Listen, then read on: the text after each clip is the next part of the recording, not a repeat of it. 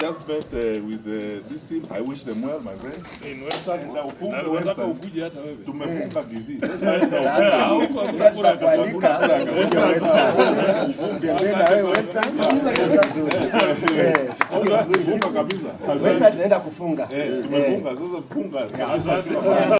A story has been going viral on social media in regards to a meeting that was conducted today on Wednesday, 22nd of July, the year 2026, where the Jubilee Deputy Party leader Fred Matiangi, together with the Linda Mwananchi principal leader Edwin Sifuna, held a consultative meeting today at the Jubilee headquarters in Karen.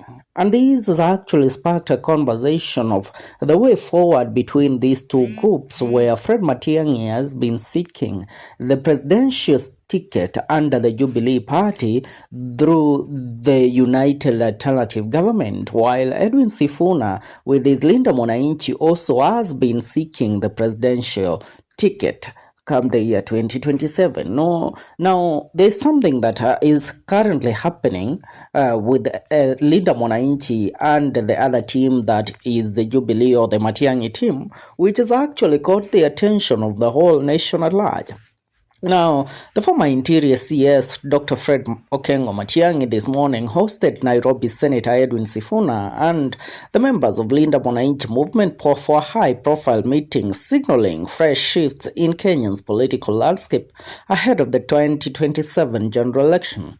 The sit-down came just days after key political figures including Nyamira Senator Okongo Omogeni and West Mugirango MP Patrick Osero, Senator Richard Onyonka publicly associated themselves with the Linda Mwananchi initiative. Their endorsement sparked widespread conversation across the Gusii region and beyond, prompting a direct dialogue among the key leaders involved.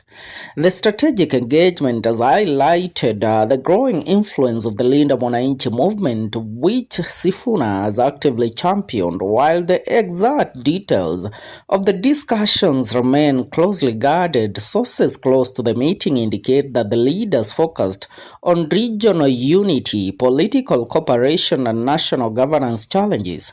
The meeting has sent ripples through political circles, particularly within Matiangi traditional support base, which is the Abagusi lad. Reports suggest that the decision by some of his core Gusii allies to align with Sifuna group created friction among supporters. While some view the collaboration as a practical strategy to build a stronger opposition coalition, others fear it would dilute the region's distinct political identity and bargaining power. Behold the immediate political friction, the meeting underscores a broader trend in current politics. Leaders are increasingly building cross-regional partnership well in advance of the next electoral cycle by bringing together prominent leaders from the Gusii region, and national figures like Sifuna, the Linda Mwananchi movement, is positioning itself as a central platform for future political strategy. As political coalitions continue to shift and redefine themselves, meetings like these offer a glimpse to the emerging battle lines and alliances that will shape the country's political trajectory come the year 2027. But ladies and gentlemen, this meeting is a meeting that has actually happened between two teams that have been rumored to be associated in one way or the other with the former president Uhuru Kenyatta, because as you all know, Uhuru is the Jubilee Party leader, and he is being the Jubilee Party leader.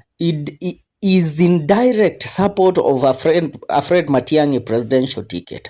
But rumors have always made headlines in the country that that Uhuru Kenyatta is not only in support of Fred Matiangi, but also has been funding one Edwin Sifuna and the Linda Mwananchi team in their campaigns that have actually been ongoing all over the country for the last few days. Now, this is what this means.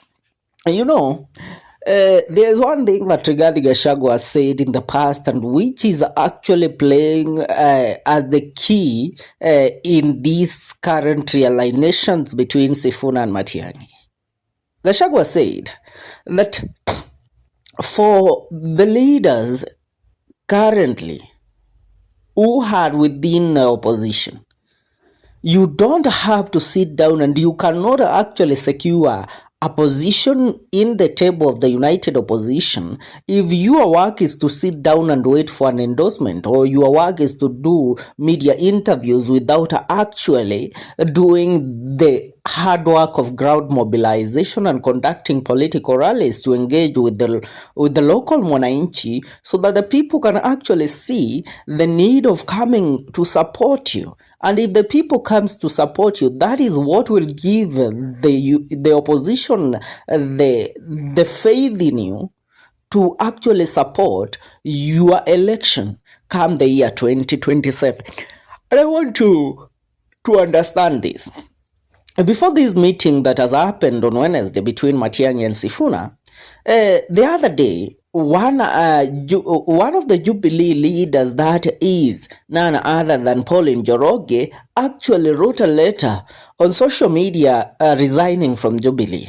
And that was a key strategic move because, Pauline Njoroge, for the longest time, she has served as one of the Jubilee campaigners. She has served as one of the Jubilee leaders. And now she is actually disassociating herself with Jubilee and moving forward to place herself within the center of the Linda Mwananchi politics, as a leader of the Linda Mwananchi.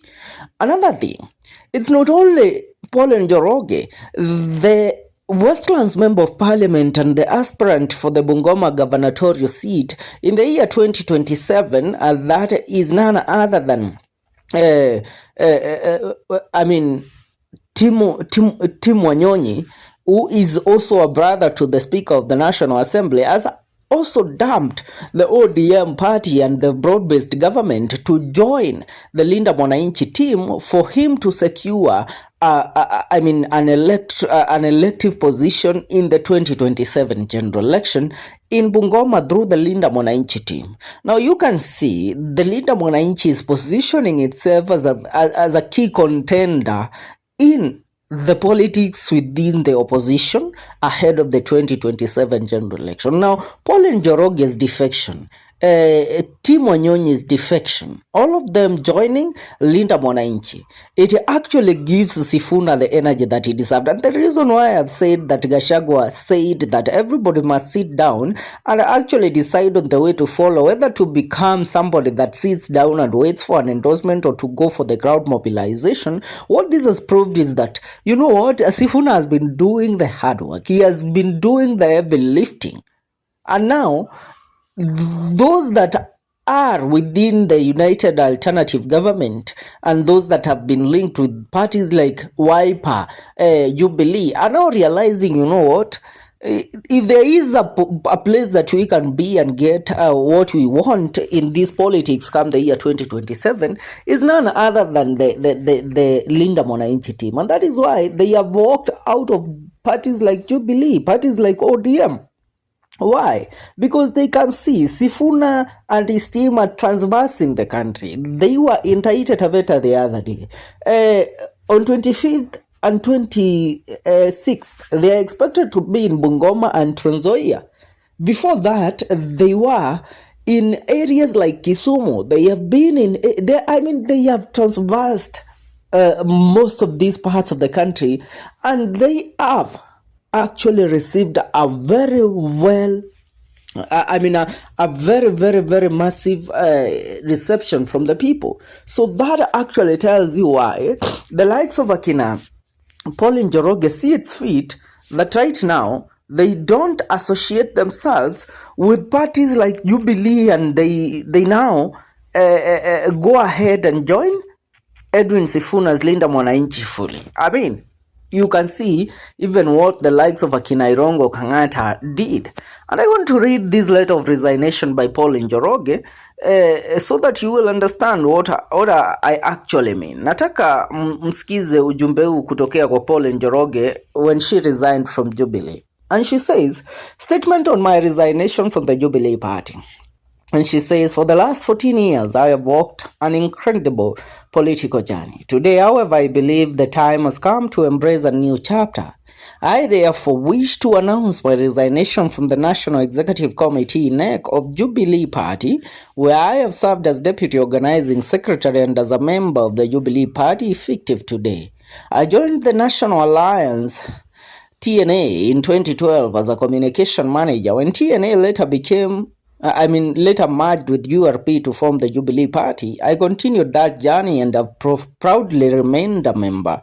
And in recent years, a party official serving as Deputy Organizing Secretary. Looking back, I do so with immense gratitude for someone deeply passionate about politics and strategic communications. These 14 years have been nothing short of transformational. They have shaped my thinking, shaped my craft, and given me the privilege of serving during one of the most defining political periods in our country's history. Given the opportunity, I would gladly walk that journey all over again.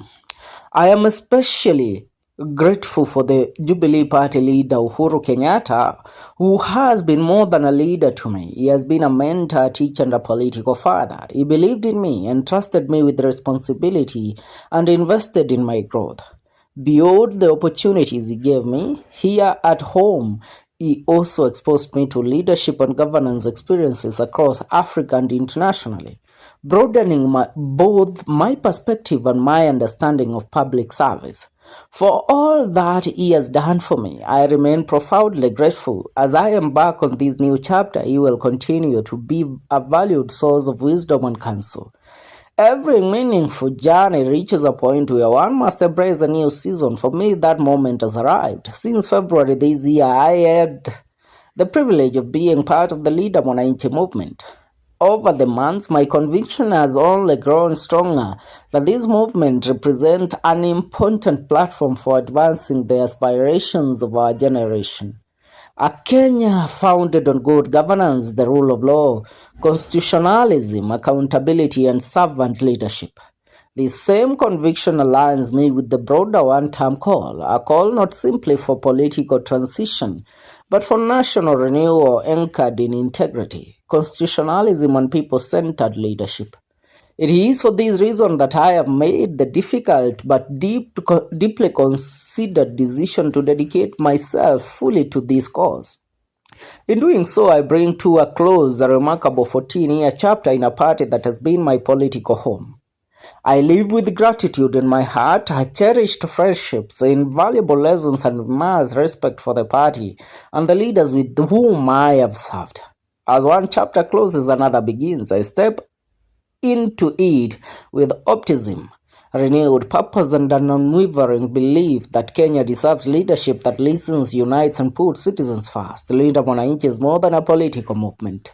It is a commitment to stand with ordinary Kenyans, to amplify their voices, to uphold the rule of law, defend constitutionalism and human rights, and build a nation where leadership is defined by service, accountability, and respect for the dignity of every citizen. It is to this mission that I now dedicate my energy and commitment. That is Paul Njoroge's statement. But allow me to tell you, the reason why the likes of Akina Paul Njoroge are openly now disassociating themselves with parties like Jubilee is because, I dare say it without fear of contradiction, that they have looked at every factor and they have come to learn that Fred Matiangi is not actually sellable in comparison to Edwin Sifuna. And so, as everything turns out to be weighed in a way to determine who is best fit, as Uhuru Kenyatta, we have always said that huyu jamaa amewekelea double chance kwa Matiangi na Sifuna. It seems now Sifuna is winning the battle. And you know what? Matiangi's meeting today with Sifuna is a meeting that you all can now sit down and look at it in this dimension. You know, it has been a conversation that all along we have looked at it with a different angle.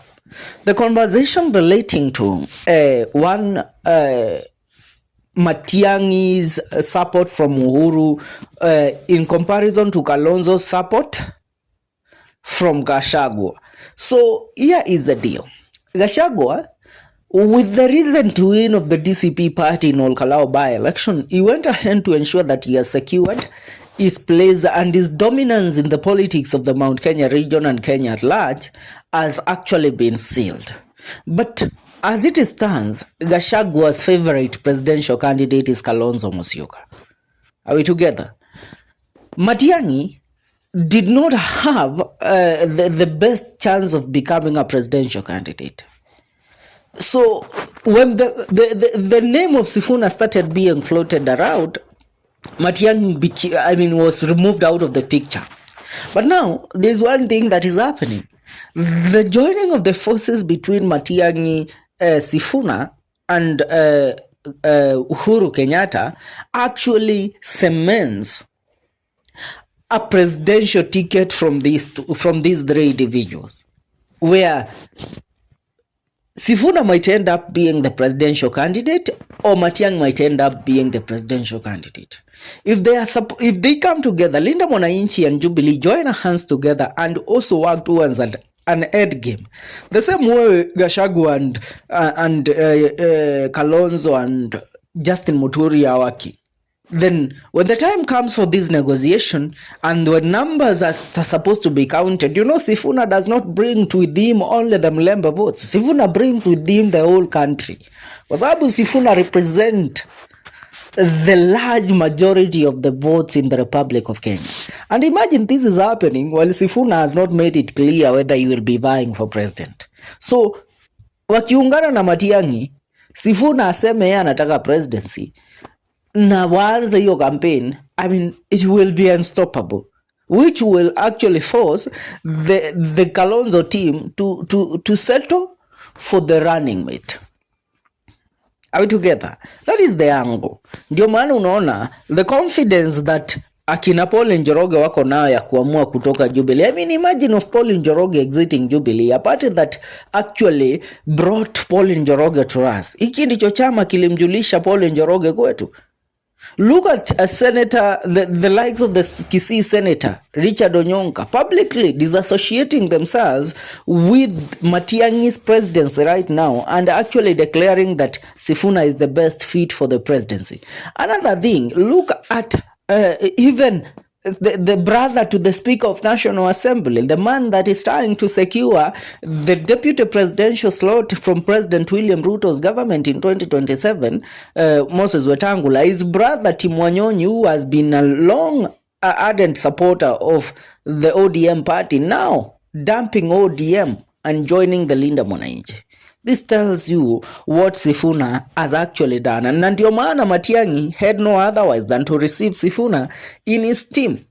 Tazamaji, I'd love to hear your take. Leave a comment to the comment section. See you in our next video. This is the Kenyan. Hakuna mtu usimama kura ya naibu ya rais. Hiyo hii ni mpya, hii sijawahi sikia. Ukitaka unasimama urais. How can you run for deputy president? Deputy president ni mtu mumekaa na yeye amesema mimi naona wewe unaweza kunisaidia hii kazi. Na ni yeye mwenyewe aone hivyo. Kwa mafikira yake. Wewe sema ati mimi nasimama kiti ya deputy president. Nani who does that? So wale wanasimama deputy president sisi tunawaombea kila laheri. Sisi tunatafuta kiti ya urais. Tunatafuta kiti ya urais. Deputy tutajua baadaye. Tutatafuta deputy. So ile kitu ambayo nataka tuelewane ni kwamba hatumsikilii mtu yeyote kinyongo, kwa sababu you have no right ya kudictate maisha ya mtu ama maamuzi ya mtu ama haki zake. Unajua kuna wengine siku hizi nasikia wakiongea ni kama wananijali sana. Hadi wewe bado kijana mdogo, ungengoja kidogo utakuwa nini. Suddenly my affairs and welfare is very important to them. Lakini wakati nimekuwa nikipitia magumu, hata juzi tu ndani ya chama cha ODM, hawezi kuwaona. Sasa ndio wanasema huyu kijana yetu lazima tumulinde, sijui asije akazama, sijui asipotee. Nikawaambia sisi tunajua ya kwamba tuna a responsibility ya kukomboa nchi, na all of us will have to leave our comfort zones, yeah? Wale ambao wanajua siasa za Nairobi hapa na ile kazi ambayo nimefanya katika Senate, mimi naamini kushinda kiti ya Nairobi tena 2027 ni rahisi kwa sababu ya kazi yangu, na wana Nairobi wenyewe wameona na wananiambia. Lakini shida ya nchi hii haiko ndani ya Senate. Shida ya nchi haiko ndani ya Senate. Nawaambia niko tayari kupoteza kiti cha Senate iwapo tutakomboa hii nchi, na nimesema mara nyingi. Unaona? So wewe unalia ni kama nitakuja kwako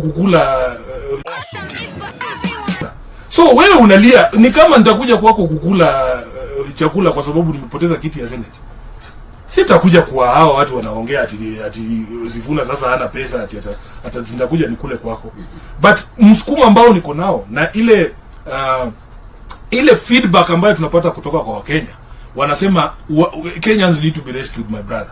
And if I have any role in playing in terms of rescuing the country, I have to answer that call. It doesn't matter what the risk is. Nataka hawa watu waelewe. Niko tayari kuchukua risk yoyote ili kuhakikisha kwamba we don't let our people down. Unanielewa? So hawa watu waache kuongelelea welfare ya Sifuna. Mimi niko sawa, wananchi watatulinda. Unajua tulianza hiki tunaitwa linda mwananchi. Siku hizi wamegeuza, wanasema mwananchi ndiye atatulinda. Hata hivi vitu mnasikia sijui usalama, sijui nini, magari, watu wanatulinda bwana, kwa sababu na sisi pia tumejitolea.